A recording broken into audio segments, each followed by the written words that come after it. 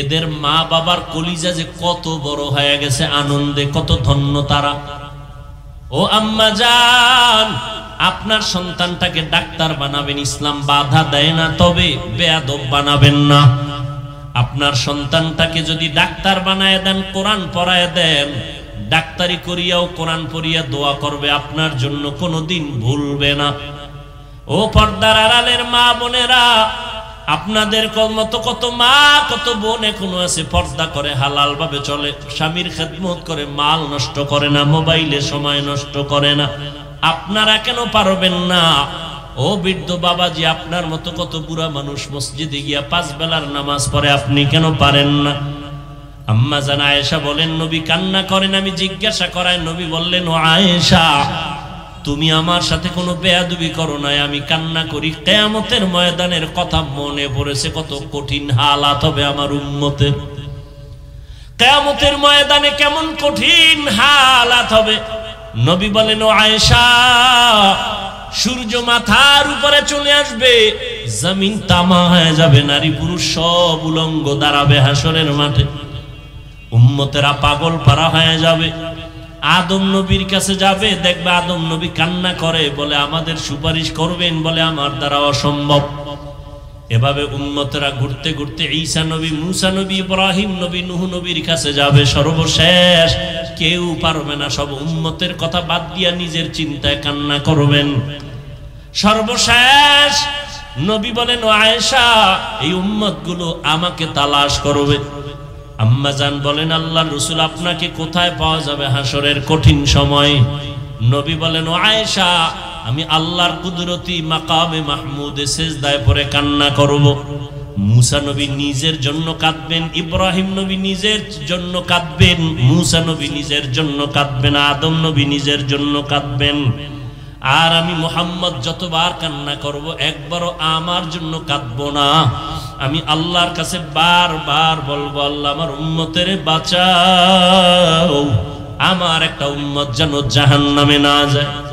ও নবীর আশিক, আজকে তোমার চোখের সামনে তাকায় দেখো, আমরা যারা নবীর তরিকা মানিয়ে চলি, কই আমরা তো না খাইয়া কেউ মরে যাই না, সম্মানও কমে নাই।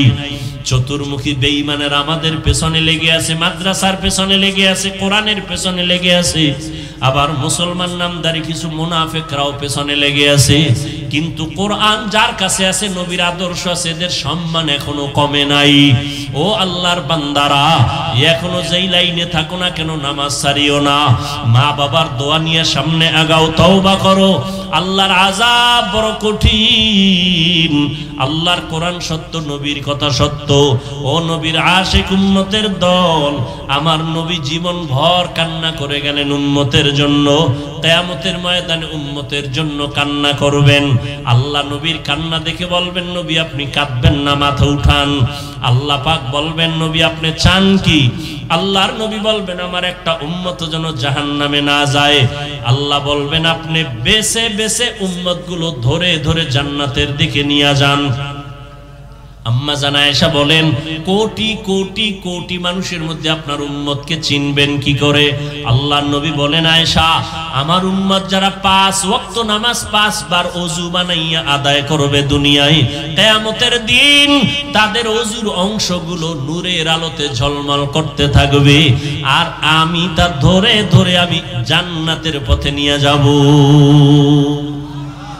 এরে নবীর উম্মতের দল, দুনিয়াতে কম অপরাধ তো করো না রে যুবক, মনের ঝাল মিটাইয়া বেপরদায় কম চলো না, এখন একটু ফিরিয়া আয়, তওবা কর। জীবনে কত নামাজ ছাড়ছো, আর কত ছাড়বি? আজরাইলের ধরা থেকে পালানো যাবে না। তোমার মতো কত যুবক পানির নিচে লাশ হয়ে গেল, গাড়ির নিচে লাশ হয়ে গেল, ঘুমের বিছানায় লাশ। এখনো তওবা করে নেও, তুমি আগামীকাল বাঁচবা এর কোনো গ্যারান্টি কারো কাছে নাই। ও আল্লাহর বান্দা, এখনো সময় আছে, তওবা করো। মনটারে বুঝাইয়া মনে মনে আল্লাহকে বলো, হে দয়ার মালিক, এই ময়দানে তুমি আমার কলবের খবর জানো। আমি জীবনে কত জায়গায় কত গুনাহ করছি, তুমি স্যার আমার মা বাবা কেউ জানে না রে আল্লাহ। আমার মা বাবায় যদি আমার অন্যায়ের খবর জানতো, আমাকে ঘরে ডাকতো না, খানা দিত না। ও আল্লাহ তুমি এত দয়াময়, জানার পরেও তুমি রাগ করিয়া গুনার কারণে পানি বন্ধ করো নাই, খানা বন্ধ করো নাই। ও আল্লাহ আজকে থেকে আবার বুঝ আসিয়া গেছে, আর গুনাহ করব না। জাহান্নামের গরম সহ্য করতে পারি না, দুনিয়ার সূর্যের গরম সহ্য করা যায় না, জাহান্নামের গরম কেমনে সহ্য করব। ও আল্লাহ আজকে আমি তওবার নিয়ত করে ফেললাম। ওমরের মেজাজওয়ালারা তওবা করে ফেলবে গুনার কথা স্মরণ করে মরণের ভয়, আর আবু জাহালের মতো শক্ত অন্তরওয়ালারা গুনার কথা স্মরণও করবে না, তওবাও করবে না, বরং বয়ানের পরে বাইরে গিয়ে আরো সমালোচনা করে আমল নামার গুনার পাল্লা ভারী করবে। জানি না কার অন্তর ওমরের মতো দুর্বল, জানি না রে আল্লাহর বান্দারা, অন্তর যদি দুর্বল থাকে মনে মনে বলো আল্লাহকে, আল্লাহ জীবনে কম নামাজ ছাড়ি নাই, কম বেপরদায় চলি নাই, মা বাবারে কম কষ্ট দেই নাই, মুরব্বীদের সাথে কম বেয়াদবি করি নাই। আজকে থেকে তওবা করে নিলাম, মরিয়া গেলে যাব, তুমি হায়াতের মালিক, তুমি ইজ্জতের মালিক, তুমি রিজিকের মালিক। আজকে থেকে আর কোনোদিন নামাজ ছাড়ব না, বেপরদায় চলবো না, দাড়ি কাটবো না, মা বাবাকে কোনোদিন কষ্ট দিব না, উলামায়ে কেরামের পরামর্শ নিয়ে নবীর সুন্নত অনুযায়ী চলবো। আল্লাহ পাক ওয়াল আসরে সূরার দ্বারা স্পষ্ট করে দিলেন, ঈমান আর আমল করলেই জান্নাত পাওয়া যাবে না। অনেকে আছে নামাজও পড়ে, রোজাও রাখে, পর্দাও করে, হালাল ভাবে চলে, দাড়িও লম্বা, পাগড়িও মাথায়, মনে করছে জান্নাত রেডি। এত সোজা না।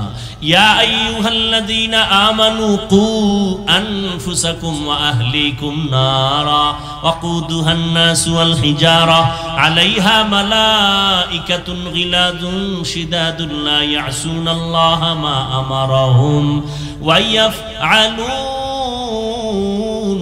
মা ইউমারুন।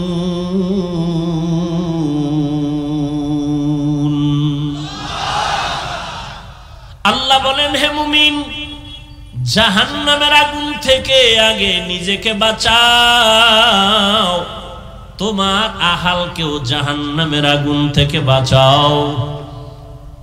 মা বাবার জন্য সন্তান আহাল, স্ত্রী স্বামীর আহাল, শিক্ষকের জন্য ছাত্র আহাল, মসজিদের মুসল্লি ইমাম খতিবদের আহাল, ইউনিয়নের মানুষ চেয়ারম্যান সাহেবের আহাল।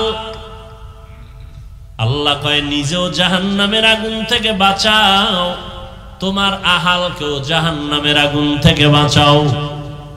কিয়ামতের ময়দানে বহু মানুষ ঈমান আর আমল নিয়েও জান্নাত পাবে না, কারণ বাকি দুই দায়িত্ব পূরণ যদি না করে। নিজে নামাজ পড়ছে, রোজা রাখছে, সন্তানটারে রোজার দাওয়াত দেয় নাই, নামাজের দাওয়াত দেয় নাই। অনেক বাবা নামাজ পড়ে, রোজা রাখে, সন্তান নামাজ চিনেই না, পড়বে দূরের কথা। আছে না নাই? কিয়ামতের ময়দানে এই সন্তান মা বাবার বিরুদ্ধে আল্লাহর আদালতে মামলা পেশ করবে। আল্লাহ বলবেন, এরে যুবক, নামাজ কেন পড়ো নাই, রোজা কেন রাখো নাই, আমি আল্লাহর হুকুম মতো জীবনটা কেন চালাও নাই? সন্তান আল্লাহর আদালতে মামলা দায়ের করে কোরআনের আয়াত আল্লাহ বলেন পেশ করবে, আর বলবে, রব্বানা ইন্না আতা'না সাদাতানা ওয়া কুবারানা ফাআদাল্লুনাস সাবিলা। ও আল্লাহ, আমার কোনো দোষ নাই, আমি বেনামাজি হই নাই, আমার মুরব্বী আমার মা বাবা আমারে বেনামাজি বানাইছে। আমি রোজা থেকে মুক্ত হতাম না, আমার মা বাবা কোনোদিন আমারে রোজার দাওয়াত দেয় নাই, তোমার হুকুম পালনের দাওয়াত দেয় নাই, ঈমানের দাওয়াত দেয় নাই। ও আল্লাহ, আমার কোনো দোষ নাই। আল্লাহ বলবে, রে বান্দা, আমি আল্লাহ তোমাকে ভালো মন্দ যাচাই করার মতো একটা মেধা দিয়েছিলাম, ভালোটা তুমি গ্রহণ কেন করো নাই? তোমার বিবেকের বিচার করা হবে। তখন সন্তান বলবে, আল্লাহ, আমি যেই মা বাবার অবহেলার কারণে তোমার জাহান্নামের আসামি হয়ে গেলাম, আমার একটু আবদার আছে। রব্বানা আতিহিম যিফাইনি মিনাল আযাব ওয়ালআনহুম লা'নান কাবীরা, আমাকে যেই শাস্তি দিবা তার ডবল শাস্তি আমার মা বাবা মুরব্বিদের দিতে হবে। কোরআন শরীফের আয়াত, সূরা আহজাব 67 নম্বর আয়াত। এই জন্য ঈমান আছে, নেক আমল করেন, জান্নাত পাওয়া যাবে না। ওয়াল আসরে সূরায় বলে আরো দুইটা দায়িত্ব আছে। ঈমান আমলের দাওয়াত অন্যকে দিবেন। অন্য কারা? বলে প্রথম আপনার হলো আহালকে দাওয়াত দিবেন, নিজেও নামাজ পড়বেন, সন্তানকে দাওয়াত দিবেন। কখন? সন্তানের যখন 7 বছর বয়স হবে তখন সন্তানের নামাজের দাওয়াত দিবেন। কয় বছর? আর বুড়া মানুষ হাজী সাহেব সন্তানের দাওয়াত নাই। কেউ হাজী সাহেব সন্তান নামাজ পড়েনি, না বয়স হয় নাই, বিয়ে শাদী, একটা নাতিন আছে, নাতিন এখনো নামাজের বয়স হয় নাই। ইচ্ছা করে জাহান্নাম মাথায় নিয়ে কবরে যাইতেছেন। মুহাম্মদ রহমতের নবী বলেন 7 বছরের সন্তানের দাওয়াত দাও নামাজের মুসাল্লায়। 10 বছর যখন হবে তখন তুমি একটু কঠোর অবস্থানে দাওয়াত দাও। নামাজ না পড়লে যদি একটু শাসনের প্রয়োজন হয় শাসন করো, তবে সাবধান, ড্রাইভার গরিব হওয়ার কারণে একটা কাফন কমানো হবে না, কালার হবে আলাদা। কি হবে? কালারও কিন্তু এক। ওই কাফনের উপরে লেখা থাকবে এটা পীর সাহেবের লাশ, কোটিপতির লাশ। কাফনের ভেতরে গেলে সব এক হয়ে যাবে, কে ধনী, কে গরিব, কে আলেম, কে মূর্খ, কে ইমাম, কে মুক্তাদি, কে ডাক্তার, কে রোগী, সব একাকার হয়ে যাবে। তাহলে কাফনের কালারও এক, কবরের সাইজ হবে আলাদা না? তাও এক। কবরের ভেতরে মাটি দিয়া সব যখন চলে যাবে প্রশ্ন করা হবে সবার বেলায় 3টা, তাও এক। হুজুর গো প্রশ্ন আলাদা, তাবলীগওয়ালাদেরটা আলাদা, সবার বেলায় এক। আমাকেও যেই প্রশ্ন আপনাদেরও একই প্রশ্ন। রবের পরিচয় দাও, ধর্মের পরিচয় দাও, রাহমাতুল লিল আলামিনের পরিচয় দাও। 3টা প্রশ্ন আমাকেও করা হবে, আপনাদেরও করা হবে। ও যুবক, ও বৃদ্ধ বাবাজি, পর্দার আড়ালের আম্মা জান, দুনিয়াতে আপনি আমি যে লাইনেই থাকি না কেন, আপনার আমার আল্লাহ এক, নবী এক, কোরআন এক, ধর্ম এক, কালেমা, কাবা সব এক। কিন্তু দুঃখ, আপনাকে এত বয়ান কইরা বুঝান লাগে কেন আমাদের? এরপরও কিন্তু আপনি টুপি মাথায় দিতে চান না, আর আমি টুপি মাথার থেকে খুলতে চাই না। আপনার দাড়ি রাখতে লজ্জা হয়, আমার কাটতে লজ্জা হয়। আপনি ভিআইপি মুসলমান, আপনি মসজিদে ঢুকতে লজ্জা পান, আর আমি মসজিদে না ঢুকলে লজ্জা পাই। আপনি কেমন মুসলমান? আপনি পর্দা করতে লজ্জা পান, আর আমি পর্দা না করলে লজ্জা পাই। কেমন মুসলমান রে বাবা? সারাটা বছর উলামায়ে কেরাম আপনাদের পেছনে ঘোরে আর বয়ান করে, পা ধরে ধরে বয়ান করে, একটা খারাপ আওয়াজ দেয় না, বিনয়ের সাথে বয়ান করে, আবার রাতের বেলা দোয়া করে আল্লাহ হেদায়েত সবাইকে দিয়ে দাও। মোনাজাতে কেউ কারো জন্য আলাদা দোয়া করে না, সবার জন্য হেদায়েতের দোয়া করে। আমিও মুসলমান, আপনিও মুসলমান, আমার আল্লাহ আপনার আল্লাহ এক, আমার নবী আপনার নবী এক, আমার ধর্ম আপনার ধর্ম এক। তারপরও কেন আপনার লেবাস পোশাক আলাদা? আপনি কেন নামাজ পড়েন না? আপনি কেন পর্দা করেন না? আপনি কেন হালাল ভাবে চলেন না? তাহলে বলেন আসলে কি কোরআনটা একটু মিথ্যা? শুরুতেই তো বলেছিলাম ধরায় দেন, এখন আমি দাড়ি কেটে ফেলবো, নামাজ বাদ দিব, নাচ গান করবো, প্যান্ট শার্ট পরে যাব। কিন্তু পারবেন না, কেউ পারেও নাই। তাহলে একটু অন্তরকে জিজ্ঞাসা করেন আপনার আসলে সমস্যাটা কোথায়। আপনি স্বীকারও করলেন কোরআন সত্য, হাদিস সত্য, আপনার আমার ধর্ম এক, আল্লাহ এক, নবী এক, কাবা এক, কোরআন এক, কালেমা এক, সব আপনি স্বীকার করার পরে কেন নামাজ পড়বেন না? বলেন বলেন আপনি কেন নামাজ পড়বেন না? কারণটা কি? কেন আপনি পর্দা রক্ষা করে চলবেন না? কারণটা কি? তাহলে আমরা কি ভুলের মধ্যে আছি? তাও বলেন যে হ্যাঁ আমরা নামাজ পড়ে ভুলের মধ্যে আছি। কই না তো, আল্লাহর রহমত, আল্লাহ সম্মানও কম দেয় নাই। এমপি সাহেব দেখলে সালাম দেয়, হুজুর দোয়া করবেন। মন্ত্রী মহোদয় দেখলে সালাম দেয় আর কয় হুজুর দোয়া করবেন। চেয়ারম্যান সাহেবের চেয়ারের মেয়াদ আছে, এমপি সাহেবের চেয়ারের মেয়াদ আছে, কোরআনওয়ালার চেয়ারের কোনো মেয়াদ নাই। সম্মান কে দিয়েছেন? আল্লাহ তাআলা দান করেছেন। এইবার আপনাদের অন্তরে একটু প্রশ্ন আসতে পারে, হাফিজ ভাই কথাগুলো সুন্দরই শুনলাম, কিন্তু আপনাদের মতো কি হওয়া সম্ভব? আমি আপনাকে ডাইরেক্ট বলে দিলাম, আমার মতো আমাদের মতো হওয়া আপনার লাগবে না। আমি একটু আগেও কিন্তু বলেছি, স্কুলে পড়ো, কলেজে পড়ো, চাকরি করো, ব্যবসা করো, তোমাকে বলি না মাদ্রাসায় আসো, তাবলিগে যাও, একবারও বলি না ওখানেই থাকো, চাকরি করো, ব্যবসা করো, তুমি স্কুলে পড়ো, বাধা নাই। ওখানে থাইকা তুমি শুধু আল্লাহর মোহাব্বত নিয়ে চলো, জবানকে কন্ট্রোল করো, 5 বেলার নামাজ পড়ো, মা বাবার দোয়া নিয়ে চলো, ওস্তাদ শিক্ষকের দোয়া নিয়ে চলো, বেয়াদবি করবা না। তোমার মতো বহু যুবক জীবনে মাদ্রাসায় পড়ে নাই, র্যাব, আর্মি, পুলিশ, বিডিআর এর চাকরি করে, 5 বেলার নামাজ পড়ে নাই। সত্য কথা বলে, সে যদি পারে তুমি কেন পারবা না রে যুবক বাবা?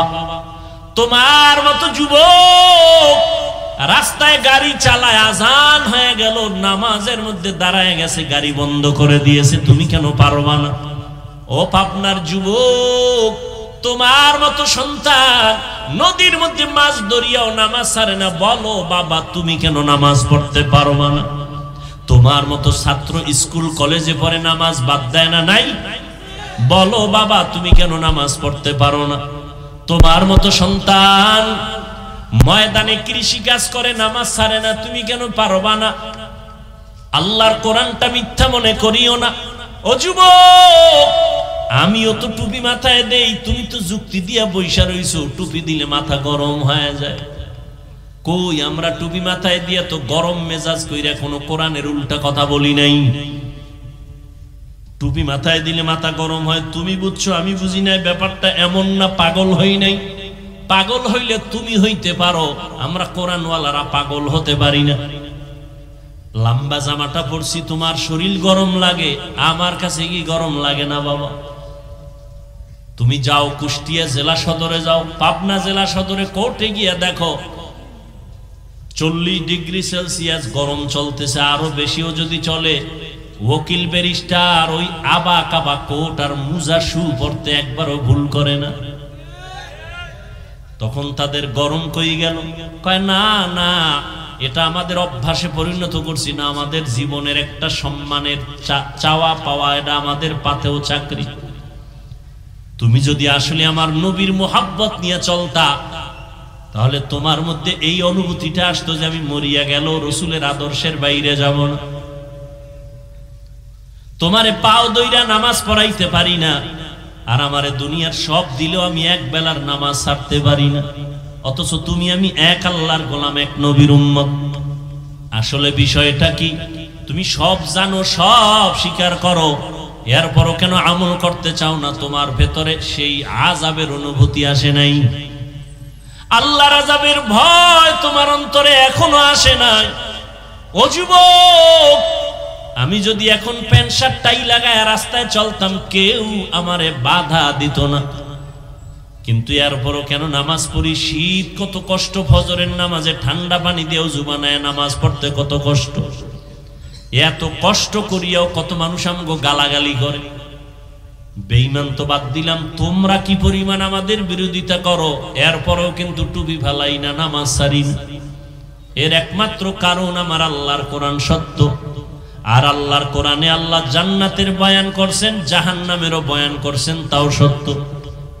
ইন্নাল আবরারা লাফি নাঈম ওয়া ইন্নাল ফুজ্জারা লাফি জাহিম। নেক আমলওয়ালারা জান্নাতের পথিক, যারা গুনাহ করবে তারা জাহান্নামের পথিক। কোরআনের বয়ান তাও সত্য। জান্নাতটা কেমন আরামের ঘর আল্লাহ তাও কোরআনে বয়ান করেছেন, সত্য। জান্নাতিন তাজরি মিন তাহতিহাল আনহার। আবার জাহান্নামটা গুনাহগারের জন্য কেমন ভয়ঙ্কর আল্লাহ কোরআনে বয়ান করেছেন।